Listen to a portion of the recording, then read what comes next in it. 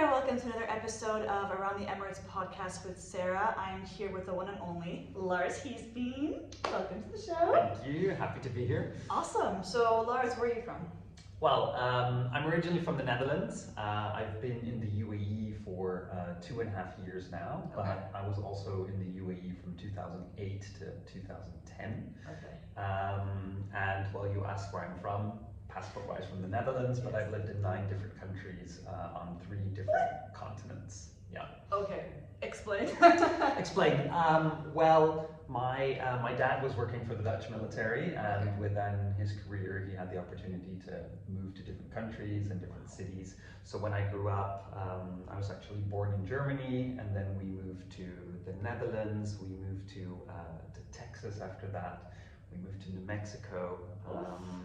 After that, it was Belgium, back to the Netherlands, back to Germany, and then we moved to Abu Dhabi. And in Abu Dhabi, I did the IB program, and then I went to studied hotel management. And with hotel management, that brought me to China, where I did an internship for 7 months. Finland, where I did a double degree, and then when I started my career, I worked in Vienna, in Austria, the Maldives, and now back in Abu Dhabi again. Okay, I'll hold the phone. I already have my first question. Okay, so just before I go into anything, what was that like being shipped basically across the whole planet? Well, it depends where I was. Every place that I've lived or been to has like a unique sense or a unique cultural aspect to it. What I really loved at the international schools was just the whole international vibe. So you had people from India, Brazil, Germany, all over the world. What was a bit more tough was when I was actually in the Netherlands and I went to a normal Dutch school, because this whole international atmosphere and vibe that I was used to, you didn't have that there. So you had children that grew up in the same village or town, and they had lived there their whole life, and then when you come there as an outsider, you don't really fit in. So when I was living in the Netherlands, that was a bit of a tougher time for me, but then the international schools in Belgium and the American schools in the US and Abu Dhabi, that made it a lot easier and a lot more fun, because you have kids that sort of have the same way of life and have parents that also move around and live in different places, and that gives you more of a sense of belonging and more understanding, I would say. Wow, okay, so you are literally the definition of a third culture kid, because you've been everywhere. Yes. And you identify the most with where? Well, I think I've taken bits and pieces from all of the different cultures that I lived in, and I would really say that I'm like a citizen of the world, which also brought me into the hospitality industry, because for my career I wanted to continue traveling and meeting people from different cultures. I always feel like there's such a big difference between traveling somewhere and seeing a place, or actually living in a country and a destination and actually embracing and living these different cultures. So if you would ask me now, where am I from, and the last couple of weeks we had the Euro Cup going on, I would always be supporting the Netherlands all the way to the end, and I have my my orange polo and my orange shirt, and then I'm full Dutch all the way. But then when I'm in the Netherlands and people are like, where are you from? Then I'm like, I don't really know. Like at the moment, Abu Dhabi, but then again, I'm definitely not local or Arabic either. So I guess it depends where I am, but yeah, definitely Dutch at heart. I see. And so you mentioned that you are in the hospitality business, so tell me about that. Yes, so at the moment I'm the Assistant Director of Sales for W Abu Dhabi Yas Island.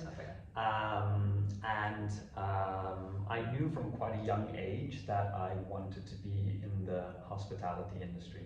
Again, meeting people from all over the world, that really got me excited for it, but I really love people in general, and I love making let's say special days for people even more special. If, for example, it's your birthday or your wedding or an anniversary, what do? You tend to go on holiday or you tend to go to a hotel to celebrate. Right. And I like being the person there to facilitate this. The same if you have your annual leave or your vacation with your family, you go to a hotel and you have a good time, right? And I want to make these things happen for people. Wow. So, like I mentioned before, I started off my career in Austria and Vienna, where I did a graduate management traineeship, and that was because I wasn't really sure what I wanted to do in a hotel. Because you can clean rooms, you can be behind the reception, you can be working in the restaurants, you can be working in finance. Hotels are so diverse, and there's so much that you can do within a hotel, and I didn't really know what I wanted to do exactly. And by doing this 18-month program, I had the opportunity to really go into all of the different departments. What I really enjoyed was the sales part of it, because I was able to represent the hotel, I was able to educate people on the hotel, and I was able to build relationships with people, let's say, all over the world, to have them, to give them a good understanding of the hotel, so that then if their guests or clients would come to them, they would recommend my property, and then therefore I would make the sales like that. So I have a question. Yes. Obviously there's kind of a stigma around sales of like being one of the hardest jobs, because obviously you have, your base salary. It's just in a typical sales job, you have a base salary, but if you don't meet certain KPIs, that's much more pressure. So how do you deal with that? Well, the good thing is, in the past years, I've never had to deal with a pandemic like this year. And the hotels that I've always worked for have been like quite unique in such a way that they've always been sellable, let's say like that. Yeah. It's always been a very special property that had a wow element to it. Right. And the KPIs which I've always had, I've been able to achieve. This year and last year, of course, have been completely different. Luckily, in the hospitality industry, or at least where I've worked for, it's never worked in such a way where you had a base salary which wasn't enough, that you would need to live off of commission, let's say. So you do have a package that has a base salary which is there. However, you can always work towards getting a bonus, and that at the moment, of course, isn't there with what's happening in the world. Right. Yeah. We all experience, the pay cuts were necessary, and some people did have them back, some people don't. But it's definitely a very different time, and I think that one of the main kind of challenges that we faced just in Abu Dhabi and in the world is the restrictions. So obviously, like, businesses do have to continue working even through a pandemic. So how did you deal with going into work, dealing with restrictions, and people are, there's a curfew, people are stuck at home? Like, how did you deal with that? Well, we were the first hotel hit in Abu Dhabi by the pandemic. So last year, or every year in Abu Dhabi, they organize the UAE tour, which is a cycling tour through the 7 Emirates. And we were hosting some of the teams from the UAE tour in the hotel. And on a Thursday night at around 9:30, the authorities came in because someone had tested positive of one of the teams, and they shut down the entire hotel. I think we'll remember that Yes Island story. Yes, exactly. And as a hotel, we didn't know how to deal with this, because this was never happened before. There's no guidebook for this. Exactly. At least not in the 21st century. And my role in particular at that time was to make sure that the guests, which would arrive on the Friday and the Saturday and the Sunday afterwards, that we had replacing accommodation for them. So this was in other hotels, because we didn't know how long it was going to take. Right. The authorities kept on saying it would be 2 to 3 days. But of course you can't really plan like that, because we have 500 rooms or 499 rooms in total in the hotel, and you can imagine that on some days maybe we have 300 people coming to check in to the room. And if the hotel is completely closed, that doesn't mean these 300 people won't show up at your doorstep.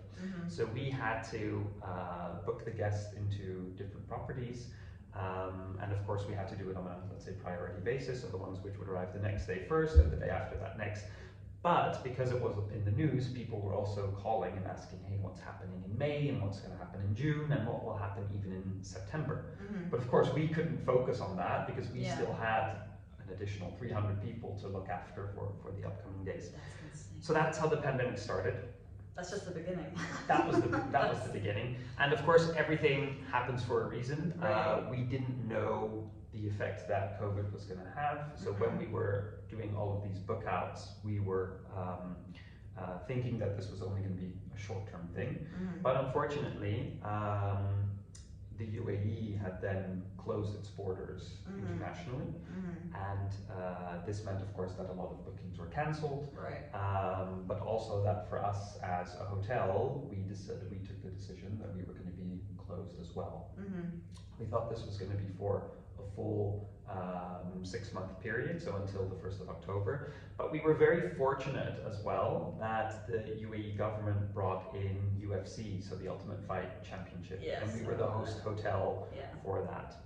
Now, you asked what it was for me and what it meant for me to still go to work and to still work on under those restrictions. So my job, if you traditionally would go on a holiday, you would also book something a bit further in advance, right? Right. So my job normally looks quite far ahead. So I look 6 to 12 months out and trying to make sure that people secure bookings for a period that far out. So that means in a contractual season would be from January till December, but in, let's say, April, May, you're already making contracts and deciding on pricing and rates for the next year. So in 2020, when the hotel was closed, I was already working on 2021, making sure that the contracts were in place, making sure that websites were up to date. But even with all the, like, you had no idea how. We had no idea, exactly. We were expecting that by October everything would go back to normal again, and here we are on the 15th of July, and unfortunately things are not back where we want them to be, exactly. But you can't just say, okay, we'll shut everything. Things continue to happen.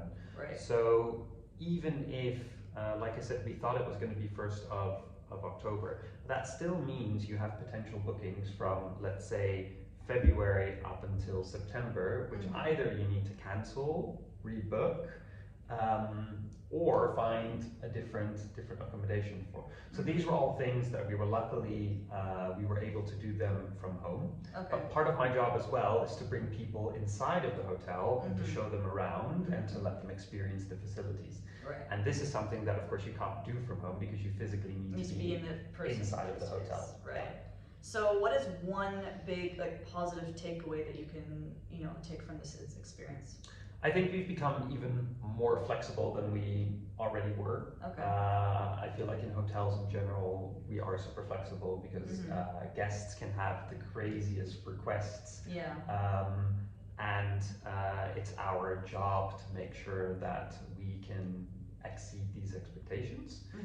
And I think the pandemic has made us even more flexible than we were before, whether it comes to pricing or cancellations or arrival times or extensions or things have become a lot shorter. So people might be a little more spontaneous, thinking, okay, the restrictions are quite easy today, so let me book a hotel room and let me go enjoy myself. Or people might be like, I'm not too confident in booking something 6 months out because I don't know what's going to happen yet. So within the hotel, we've had to become more flexible, but we also have become a lot better in, let's say, the constant change. Again, this flexibility, having to adapt to the new rules and regulations. We have so many things in place at the moment that we never had before. Normally in a hotel room you find magazines and you find things that a lot of people touch. Exactly. We don't have that anymore. But you still want your guests to be entertained, right? So what we've done now is we've created QR codes that you can just scan when you're in the room, and you have digital versions of the magazines. The same goes for me trying to bring in people to the hotel to see it. We can't really do that at the moment, so what have we done? We've created a video where I go through the hotel explaining everything and showcasing like a virtual everything. tour almost. Exactly, so that we can send this tour out to people rather than bringing them over.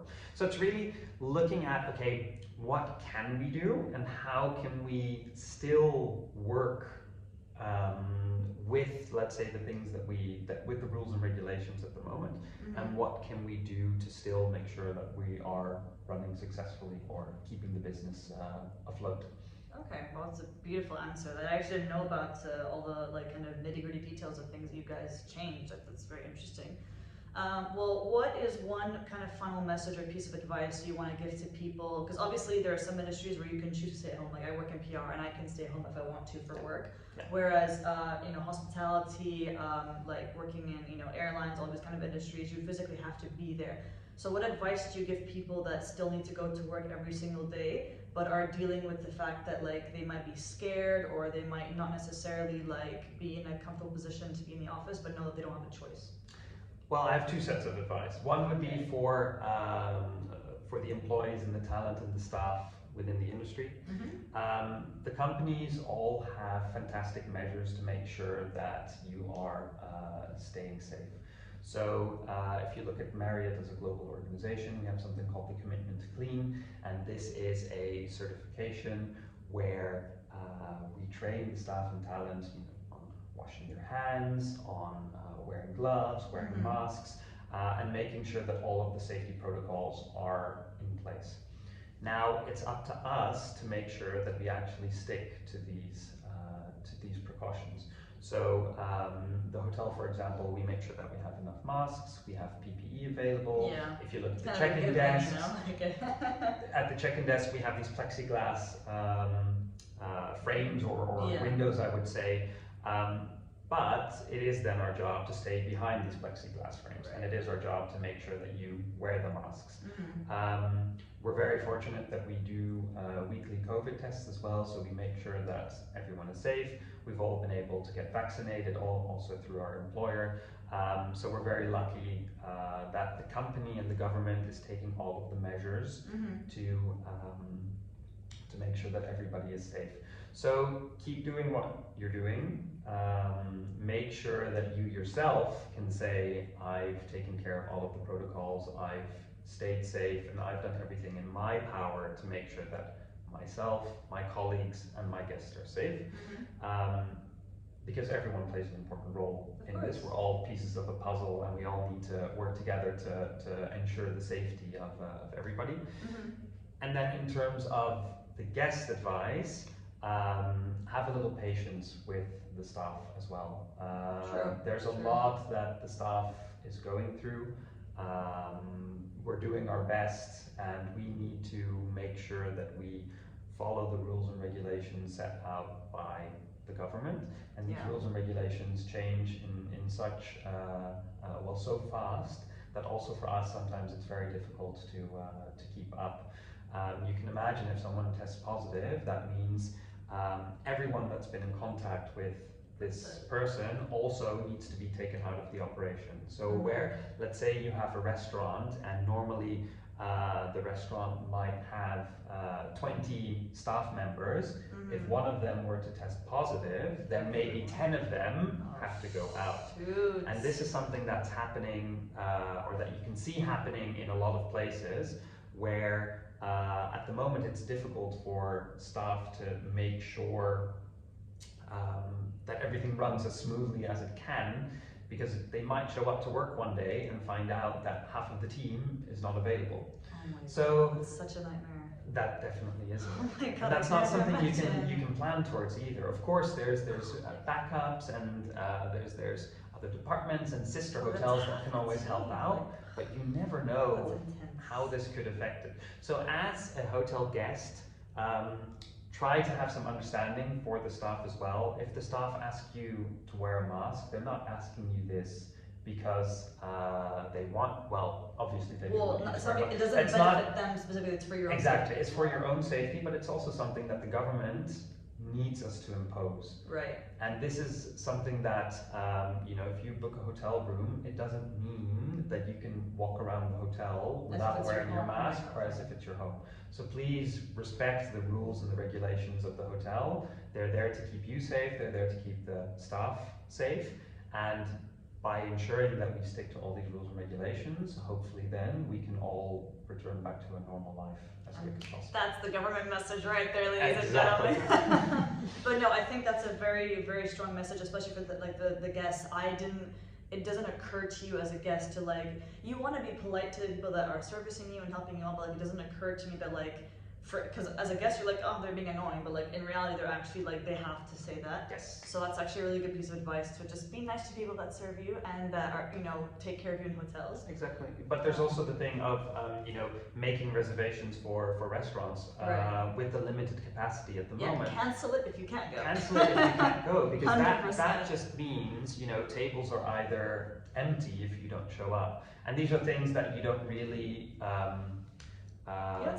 you don't take it into consideration, and it is a simple thing that okay, I have a reservation and okay, I forget to cancel it. But if you have a restaurant with 20 tables, and of the 20 tables, 10 of them, you're only allowed to operate 10 tables, and out of the 10, 5 forget to cancel the reservation. And that's your money gone. Exactly. That's difficult for businesses to cope with at the moment. It's actually very enlightening. I learned a lot from this conversation. Well, thank you so much for being on this show. My pleasure. My pleasure. It was awesome talking to you. So I think that you have said a lot that's important for you guys, for the listeners, for the viewers. If you have any questions for Lars, if you want to reach out or say anything, please leave a comment below. So as you guys know, we have an episode every other week. We're on YouTube, Buzzsprout, Spotify. So please download, subscribe, follow the Around the Emirates Instagram page, and we'll be in touch. Cool. Thank you so much for having me. Thank you.